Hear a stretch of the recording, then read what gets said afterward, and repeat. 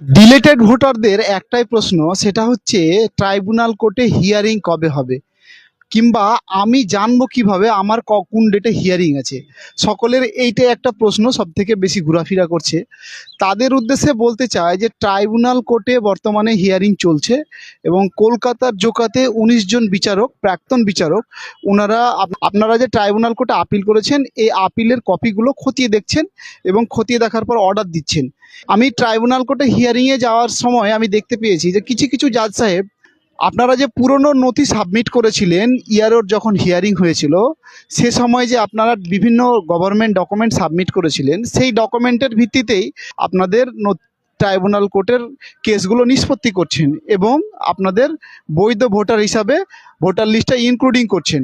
এবং কিছু কিছু জাজ সাহেব হয়তো দেখা গেল নথি যাচাইয়ের ক্ষেত্রে কোনো সমস্যা দাঁড়ালে বিএলওর মাধ্যমে কিংবা নির্বাচনী আধিকারিক যে সমস্ত রয়েছে আপনার এরিয়ায় তাদের মাধ্যমে নোটিশ দিয়ে আপনার বাড়িতে পাঠাবেন।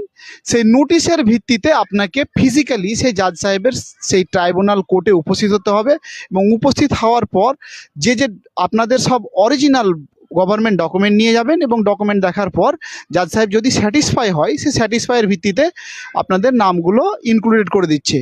আর যদি দেখা গেল স্যাটিসফাই না হয় তাহলে আপনাদের নামটা ডিলিট হচ্ছে। সাধারণত এই দুটো পদ্ধতিতেই বর্তমানে ট্রাইব্যুনাল কোর্টে হিয়ারিং হচ্ছে। তবে যে পরিমাণ ট্রাইব্যুনাল কোর্টে কেস পেন্ডিং আছে এবং বর্তমানে যে হিয়ারিং হচ্ছে, হিয়ারিংয়ের পরিমাণ খুব অল্প। শোনা যাচ্ছে আজ পর্যন্ত প্রায় ৭ থেকে ৮ হাজার মতো ট্রাইব্যুনাল কোর্টের কেস নিষ্পত্তি হয়েছে, বাকি মামলাগুলো পেন্ডিং আছে। সেক্ষেত্রে এই ২৭ লক্ষ ভোটারের ভাগ্য নির্ধারণ করছে ট্রাইব্যুনাল কোর্টের ওপরে।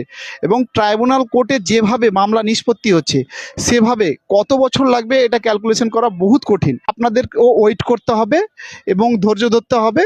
যখন আপনার ট্রাইব্যুনাল কোর্টে মামলার জন্য হিয়ারিংয়ের জন্য নোটিশ আসবে, সে সময় সেই নোটিশের কপি নিয়ে গিয়ে আপনাদের ট্রাইব্যুনাল কোর্টে উপস্থিত হতে হবে এবং বাকি অন্য ক্ষেত্রে আপনাদের ওয়েট করতে হবে।